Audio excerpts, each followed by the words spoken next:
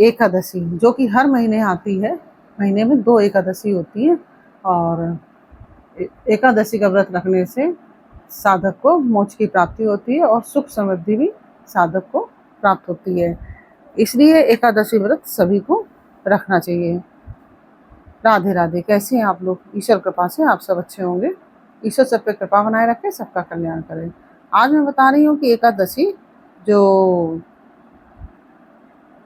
वैशाख मास की जो कृष्ण पक्ष की एकादशी है वह कब है और इस एकादशी को किस नाम से पुकारते हैं। तो सबसे पहले तो आप लोग जान लीजिए कि जो वरुथनी एकादशी के नाम से जो यह एकादशी जानी जाती है और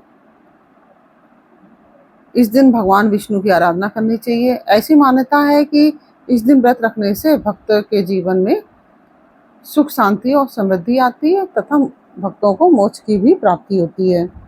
वरुथनी एकादशी के दिन भक्त भगवान विष्णु और माता लक्ष्मी की पूजा करते हैं, जिससे कि घर में सुख समृद्धि भी आती है और शांति भी आती है। हिंदू धर्म में एकादशी का विशेष महत्व है और यह एकादशी जो है साल में 24 होती है और अगर आप 10वीं वेदी एकादशी रहते हैं तो जितनी भी आपने एकादशी रही है सारी एकादशी का फल मतलब बेकार हो जाएगा। वो मतलब एकादशी का कोई भी फल प्राप्त नहीं होगा। और जो द्वादशी वेदी एकादशी है वह रही जाती है। मैं हमेशा आपको हर वीडियो में यही बात बताती हूँ। तो हम सबको द्वादशी वेदी एकादशी रहना चाहिए, क्योंकि 10वीं वेदी एकादशी रहने से हमें किसी भी फल की प्राप्ति नहीं होती है। और अगर हम द्वादशी वेदी एकादशी रहते हैं तो हमें 12 एकादशी रहने का फल प्राप्त होता है। और अगर यही एकादशी मान लीजिए उस दिन द्वादशी भी है, एकादशी भी है और त्रयोदशी भी है, मान लीजिए रात में त्रयोदशी भी आ जाती है, तो ये 3 तिथियां जब एक साथ मिल जाती हैं तो उस एकादशी का व्रत रखने से जो व्रत रखता है साधक उसको 24 एकादशी का फल प्राप्त होता है। तो वैसे तो 24 एकादशी साल में होती है, लेकिन जब अधिक मास पड़ता है तब यह एकादशी 26 हो जाती है, क्योंकि एक महीना बढ़ जाता है। और इस दिन लोग जो साधक हैं उनको उपवास रखना चाहिए और भगवान विष्णु की और माता लक्ष्मी की पूजा करनी चाहिए। वैशाख मास की जो कृष्ण पक्ष की एकादशी है जिसको वरुथनी एकादशी कहा जाता है, तो इस बार वह एकादशी किस दिन है इसमें बड़ा कंफ्यूजन है कि यह एकादशी 23 अप्रैल को है या 24 अप्रैल को। तो आइए जानते हैं कि वरुथनी एकादशी का व्रत किस दिन रखा जाएगा। तो यह एकादशी जो है हिंदू पंचांग के अनुसार वैशाख मास की जो कृष्ण पक्ष की एकादशी है वह 23 अप्रैल को शाम को 4:43 पर यानी कि 43 मिनट पर शुरू हो जाएगी। 4:43 पर शुरू हो जाएगी।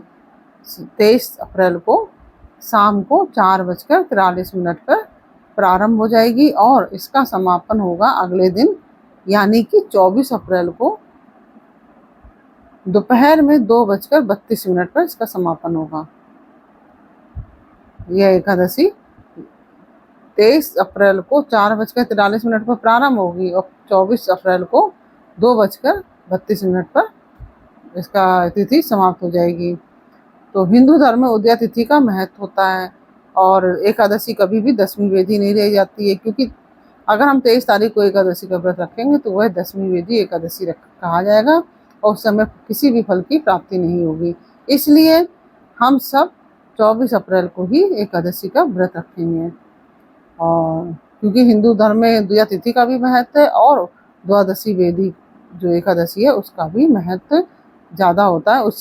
उस व्रत को रखने से हम सबको फल की प्राप्ति होती है। व्रत का फल तभी मिलेगा जब हम द्वादशी वेदी एकादशी रहेंगे। और यह वरुथनी एकादशी का व्रत रखने वाले भक्त हैं जो वह प्रातःकाल स्नान आदि करने के पश्चात आप अपना व्रत का संकल्प लीजिए और माता लक्ष्मी नारायण की पूजा कीजिए, माता लक्ष्मी की और नारायण की पूजा कीजिए। और इस दिन व्रत रखने से भक्तों को सभी जीवन में जो सुख शांति और समृद्धि की प्राप्ति होती है, सभी मनोकामनाएं उनकी पूरी होती हैं और व्रत रखने से सभी पापों का भी नाश हो जाता है और मोक्ष की प्राप्ति होती है। वरुथनी एकादशी के दिन व्रत का फल गंगा स्नान के फल से भी अधिक माना जाता है और इस व्रत के महात्म को पढ़ने से 1000 गोदान का फल प्राप्त होता है। और कोई भी आप व्रत रखें उसकी कथा अवश्य पढ़ें।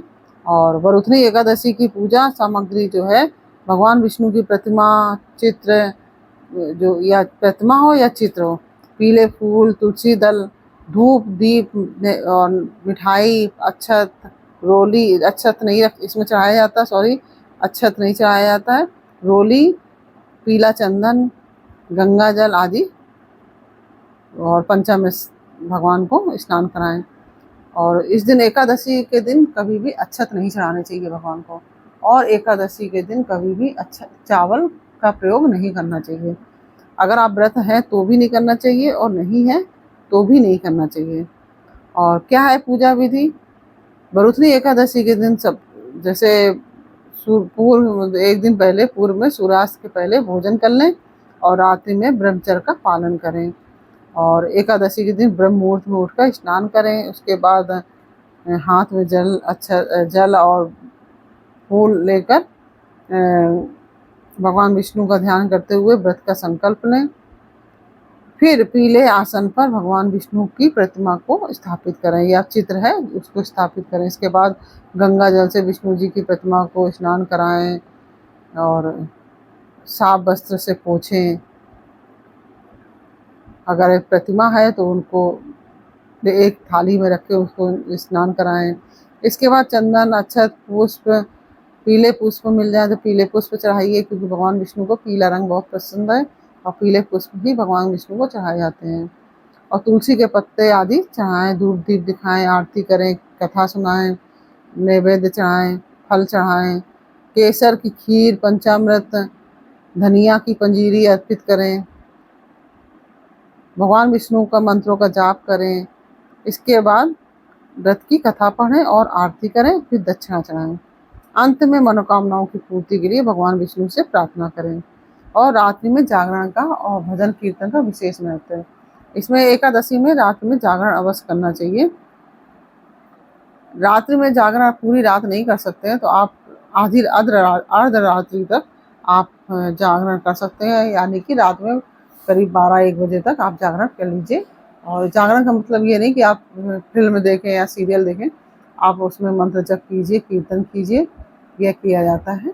और भगवान विष्णु भगवान का मंत्र कीजिए। तो एक कार्य अवश्य करें, वह कार्य क्या है? भगवान विष्णु को तुलसी दल अवश्य चढ़ाएं। भगवान विष्णु को तुलसी दल अवश्य चढ़ानी चाहिए, क्योंकि भगवान की विष्णु की पूजा बिना तुलसी दल के नहीं होती है। और एकादशी के दिन तुलसी जी में जल नहीं चढ़ाना चाहिए। कहते हैं जल अर्पित करने से पाप लगता है, क्योंकि तुलसी महारानी भी एकादशी भगवान विष्णु का पूजन करती है और विष्णु भगवान की सेवा में रहती है। तो इसलिए वह निर्जला व्रत रखती है, उनको जल नहीं चढ़ाना चाहिए, नहीं तो उनके व्रत टूटने का पाप आपको प्राप्त होगा, उसका फल। तो अब चलिए आप बताते हैं कि इस दिन क्या करें क्या ना करें। तो इस दिन आप क्रोध ना करें, किसी की चुगली ना करें, किसी की बुराई ना करें, प्याज लहसुन आदि का घर में सेवन ना करवाएं। जो व्रत नहीं है वो भी ना सेवन करें, व्रत है तो उनको तो करना ही नहीं है। और एकादशी व्रत में कभी भी अन्न ग्रहण नहीं किया जाता है। और जो लोग व्रत नहीं हैं उनको भी चावल और प्याज लहसुन आदि, मांस मुद्रा आदि का सेवन नहीं करना चाहिए। और अब मैं आपको पारण का समय बता रही हूँ। एकादशी के जो व्रत है उसका पारण किया जाएगा 25 अप्रैल 2025 को। 25 अप्रैल को 2025 को सुबह 5:46 5:46 से लेकर 8:23 के बीच में, 8:23 के बीच में आप पारण कर सकते हैं। तो यह पारण का शुभ समय है। 25 अप्रैल को 5:46 से लेकर 8:23 के बीच में आप पारण कर सकते हैं। और इस व्रत का महत्व पद्म पुराण और स्कंद पुराण जैसे प्राचीन ग्रंथों में बताया गया है। एकादशी सभी साधक को रखना चाहिए, क्योंकि एकादशी के व्रत से सभी सुख संपदा की प्राप्ति होती है, और जो हमारे जीवन में क्लेश होते हैं वो सब दूर हो जाते हैं, और मोक्ष की भी प्राप्ति होती है। इसलिए हम सभी को एकादशी व्रत अवश्य रखना चाहिए। और पारण में आप क्या करेंगे, यदि आप दूसरे दिन व्रत नहीं है, मान लीजिए आपका दूसरे दिन प्रदोष व्रत पड़ रहा है या कोई दूसरा व्रत पड़ रहा है, तो आप जल में तुलसी दल डालकर आप उस जल को ग्रहण कर लीजिए, उससे आपका व्रत का पारण हो जाएगा। और यदि आपका दूसरे दिन व्रत नहीं पड़ रहा है तो आप दूसरे दिन चावल से व्रत का पारण किया जाता है, क्योंकि एकादशी में चावल खाया नहीं जाता, तो जब व्रत का पारण किया जाता है तो चावल का दाना डालकर मुंह में तब व्रत का पारण किया जाता है। तो इस तरह से आप सभी व्रत रखिए और एकादशी की कथा सुनिए। एकादशी की कथा मैं डाल दूंगी, वैसे मैंने पहले भी डाल रखी है एकादशी की कथा, लेकिन फिर भी मैं आप लोग कहेंगे तो दोबारा डाल दूंगी। तो इस तरह से आप सभी व्रत रखिए। एकादशी महारानी सब पर कृपा करें। बोलो एकादशी महारानी की जय। और यदि आपको हमारा जानकारी जो हमने दी है आपको, एकादशी कब है और मुहूर्त, शुभ मुहूर्त, पूजा विधि, पूजन सामग्री, क्या करें क्या ना करें, विशेष बातें जो मैंने आपको बताई हैं, ये सब चीज़ें आपको अच्छी लगी हो तो वीडियो को लाइक शेयर कीजिए और कमेंट में राधे राधे अवश्य लिखिए।